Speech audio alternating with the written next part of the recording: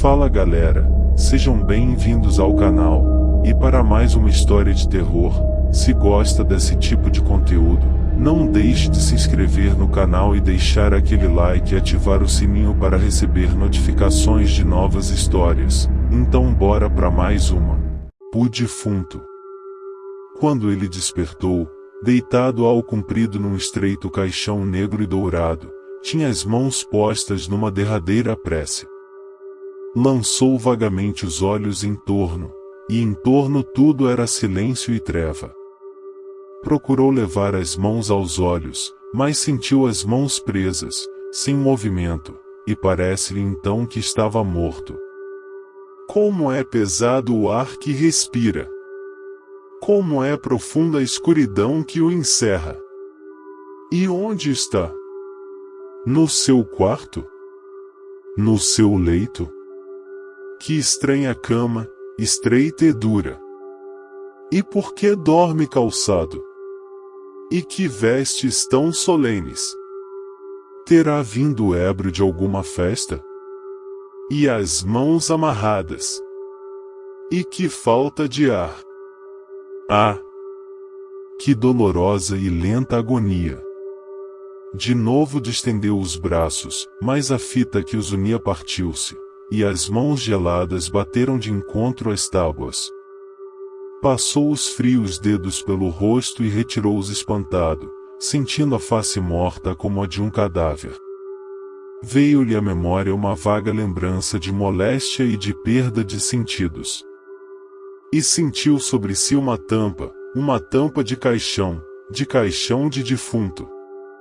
Um medo contínuo de si próprio, um indefinível asco do cadáver que sente a seu lado, assoberba-o, rebenta o caixão, levanta-se, quer correr, mas bate de encontro a uma parede, uma fria e cinzenta parede de mármore. Rápida e rija vem-lhe a certeza de estar enterrado vivo, prisioneiro da morte, atirado num calabouço. No silêncio e na treva, entre a loucura e a morte, dá 2 passos, mas tropeça. Que será? E como seus pés tateassem na sombra, encontraram um degrau que subiram, depois, outro mais outros ainda. Oh!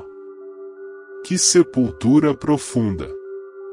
Erguendo as mãos para o céu que está tão longe dos abismos, sentiu nas mãos a fria laje do teto. Em vão tenta erguê-la. Respira longos haustos por uma fresta aberta na pedra. Um novo esforço para erguê-la, e em vão. Uma sepultura de mármore, como que para guardar o corpo aos vermes e ao pó, uma fresta por onde apenas entra o ar que prolonga a vida ao condenado, uma escada que os passos sobem e inutilmente descem, uma laje que se levanta para enterrar os mortos e que se não ergue para salvar os vivos. Oh! Essa sepultura é com certeza uma sepultura de igreja.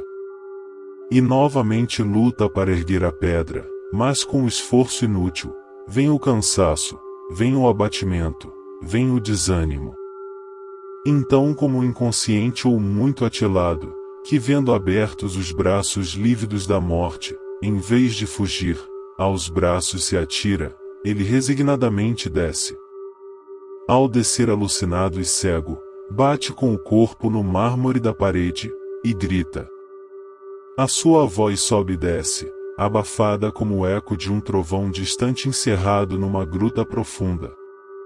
Agora, sereno e calmo, como quem leva um sol apagado no coração e uma estrela sem luz em cada olhar, sobe de novo os degraus da vida e da morte. Nos primeiros momentos, com a calma e serenidade com que subira, junto ao intento a sua força, mas a pedra permanece impassível. A angústia do sofrimento prolongado destrói-lhe o sossego da ação, com um doloroso esforço, engurgitadas as veias, os músculos retesados na onipotência da sua própria força, os olhos saltando das órbitas, procura num ansiado desespero levantar a pedra que talvez para sempre o encerra. Trabalho inútil. Parece que o pranto preso na garganta vai sufocá-lo, e sente uma alma ensanguentarem-se, dilacerarem-se, largarem-lhe da carne as unhas. Impossível. Exausto de fadiga e dor, deixa-se abater, e o seu corpo doente, rolando de degrau em degrau como um fardo sinistro, vai parar ao pé da parede cinzenta e fria. Veio o sono. Veio seguindo a nébula do sono a doida fantasia do sonho. Era vago e tênue. Mas porque tão vago fosse tão tênue, quase sem torturas, o espírito zombeteiro dos sonhos fê-lo aclarar-se, assim como uma cidade que despia aos primeiros raios de sol a túnica de névoas em manhãs de frio. Vai-se largamente o sonho dilatando, mas sempre duvidoso e cinzento. Era uma noite profunda, iluminada de estrelas. O céu muito alto era como um imenso veludo macio. E o céu alto e a noite profunda cobriam e envolviam uma cidade estranha, mas que lhe não era de todo desconhecida. Havia velhos lugares que amava e, pelos sítios conhecidos, nem viva alma. Apenas sombras. Caminhava e, quando era a grande fadiga e o repouso que lhe abria os braços amigos, outros braços mais fortes o impeliam e uma sinistra voz bradava: e marcha! Marcha! As pernas pesavam, se entorpeciam, desejos protetores de descanso inundavam-lhe o laço corpo. À proporção que atravessava caminhos, os caminhos mudavam e eram jardins floridos e perfumados, prados extensos, longas campinas, casarios que fugiam na sombra, outras vezes, charnecas adustas e ressequidas, betesgas exalando podridão. Passou por cemitérios e à sua passagem os defuntos erguiam-se, cobertos de pó e de segredo, acompanhando-o fantasticamente por dilatados e dolorosos momentos. As árvores tomavam assombradoras formas de avejões e as estrelas, apagando-se no céu, deixavam o céu cinzento e frio como o mármore da sua sepultura tão fria e tão cinzenta. E, entretanto, no silêncio, na noite e na treva, o defunto caminhava. De súbito, como aos olhos tontos e averiguadores do náufrago, aparece a orla branca de uma praia distante. No seu espírito cansado nasceu uma ideia feliz. Aquela noite de loucura e de assombramento marcava o aniversário de sua noiva e por data essa tão formosa haveria uma formosa festa. Devia ser tarde, ansiavam por ele.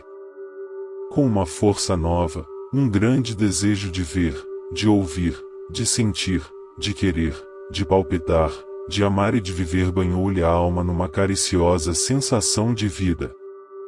Apressou o passo, correu. Mas, voltando-se para trás, julgou ver na sombra uma sombra que resvalava. Levantaram-se-lhe os cabelos, um calafrio de medo correu-lhe o corpo de alto a baixo, e partiu, assombrado, numa carreira mal segura, de perseguido. Batendo com os pés no solo, todo o solo ressoava ao contato, como se os pés fossem de aço. Depois, com surpresa, sentiu-se leve, houve um suspiro de prazer e de alívio e, flutuando no espaço, começou a voar. Subiu, rompeu a camada cinzenta do céu e o céu tornou-se inteiramente negro. Como subisse mais alto, seus olhos extasiaram-se diante do azul, um azul, tão límpido e transparente como até hoje olhos humanos não sonharam. No alto, imensamente longe, brilhavam as estrelas no glorioso esplendor de uma imortal claridade. Muito embaixo, perto da terra, desaparecia a lua morável dos poetas. Os seus olhos humanos quase cegaram fitando Sírios. Entre as estrelas abriu-se o céu e aqueles mesmos deslumbrados olhos viram sobre os sóis o suave Jesus dos humildes. Perto de Cristo apareceram duas sombras que se foram corporificando e nas quais o defunto se reconheceu, a si e a sua noiva.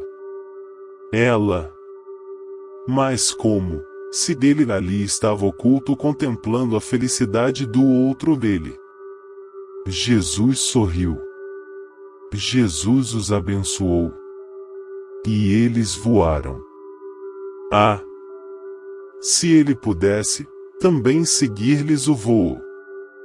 Quando quis voar, as asas se lhe desfizeram e ele caiu, rolou, precipitou-se, tocou a terra e partiu novamente, correndo pelas estradas solitárias e ermas.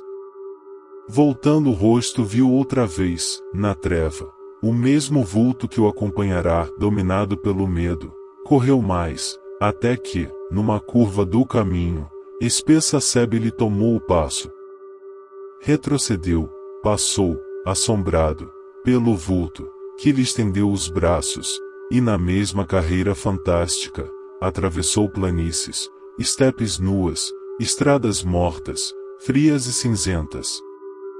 Lamentou a perda das suas asas felizes e lembrou-se da sombra que não o deixava. Mas, se ele estava morto, por que o perseguiam? Cada vez mais o vulto avançava e era tão longe a casa de sua noiva. O vulto já ia tocá-lo, mas ele era cadáver e, na sua qualidade de morto, devia amedrontar os vivos. Voltou-se, mas quem quer que era riu-lhe diante da medrosa face. Mais intenso foi então o pavor de si mesmo e da sombra que devia ser a sua alma. E ela vinha resvalando na sombra, acompanhando-o. Estava perdido. Já não tinha mais forças. Coragem. Uma luz brilhou ao longe, ó! Que deliciosa alegria! Era a casa de sua noiva. Mais um passo. Avante! O alguém seguia-o, quase alcançando-o, mas estava salvo. Era a casa dela, era o som da orquestra, era a luz intensa, era a salvação. Um pouco de ânimo, coragem. E antes de bater com o corpo nas lajes cinzentas e frias da sepultura, pareceu que o vulto perseguidor lhe abriu os braços. E também pareceu que eram os braços regelados da morte. Um raio de sol, fino e tênue, atravessava a fresta aberta na pedra. Despertou suado, ardendo em febre. Pelo seu rosto lívido andava, molemente, uma larva. Quis gritar, mas só lhe saiu da boca um grunhido surdo que o apavorou. Abriu os braços para certificar-se da vida e na treva os braços bateram contra a parede. Pensou, então, no seu sonho, e tristemente verificou que era, em verdade, por aqueles dias, o aniversário de sua noiva. Que data era de sua morte? Quem sabe se não era mesmo aquele o dia festivo? Todo o passado irrompeu, tumultuando, da sombra e ele reviu as longas horas de contemplação ou de melancolia em que todo o seu ser era um crente adorando a um ídolo. E outra vez, de repente, voltou a encarar a sua situação de morto. Longas horas passaram, desaparecera o raio de sol, e um sino tangia ao longe, fúnebre e evocativo, os dobres que deviam ser os da Ave Maria. O som do triste bronze, chegando a seus ouvidos, falava na vida e na liberdade a liberdade. A delícia infinita. Ah! Como era doloroso morrer assim, solitário, consciente, indefeso, abandonado, sem o prazer da luta, sem o esforço da salvação. E por que o enterraram vivo? 1000 vezes amaldiçoou a estupidez criminosa que o atirara à morte. Os soluços e as lágrimas rebentaram e sofrendo sem termo, e chorando sem esperança adormeceu, sem sentidos, esperando pela morte. Ao despertar, na manhã do outro dia, viu a fita do sol, único que lhe levava à cova carícia de uma visita. Admirando-se de ainda estar enterrado, quis levantar-se e sentiu que desmaiava. Tinha uma fome devoradora e uma sede que o requeimava. Há 48 longas, intermináveis horas sem comer, sem beber. Sem beber. Senti o estômago vazio e gelado e a língua, ressequida, estalava. De novo quis levantar-se e de novo ficou. O dia inteiro, longo como um deserto, a noite inteira, vazia como o silêncio, ele passou, ora em profunda sonolência, ora acordado, com a ânsia estranguladora de comer e de beber. Outra vez o sol que devia ser o dia, outra vez a manhã que devia ser a vida. O enterrado ouviu a seus pés um guincho fino, os olhos tiveram um rápido brilho de prazer e, estendendo as mãos crispadas, apanhou um rato, vivo e mole. Abrindo os lábios num sorriso que devia ser de imbecilidade, bestializado e faminto, levou o rato à boca, frio, áspero, nojento, estrebuchando e guinchando entre os dentes. Oh! Mas a sede! A sede que aquela carne repulsiva aumentar! A fome que ela fizera crescer! E então, num esforço hercúleo, ergueu-se, olhou a treva um instante, com um olhar profundo, calmo, parado. De repente, soltando um uivo de fera enjaulada, rasgou as roupas, dilacerou-as, e, nu, selvagem, rugindo e chorando de desespero, retalhou com os dentes a carne branca dos seus braços. O sangue brotava em ondas rubras que espumavam e ele o sorvia, atirando a cabeça de um lado para o outro, aparando para não perder uma gota, chupando aquele sangue que corria quente espesso, vivo, garganta abaixo, descendo para o estômago crispado pela fome. Um rugido mais rouco, 2 saltos contra a parede onde repartiu a cabeça, de onde brotou mais sangue que lhe envolveu o rosto numa máscara vermelha. Enlouquecera. Outra vez, pela última vez, subiu as escadas. Ajoelhou-se, rilhou os dentes, entrelaçou os dedos sobre as mãos, numa prece maldita, e ficou morto, imóvel, rígido e nu, coberto de sangue escarlate, como o mármore cinzento e frio da sua sepultura. Fim. Se gostou, deixa o like e não esqueça de se inscrever no canal.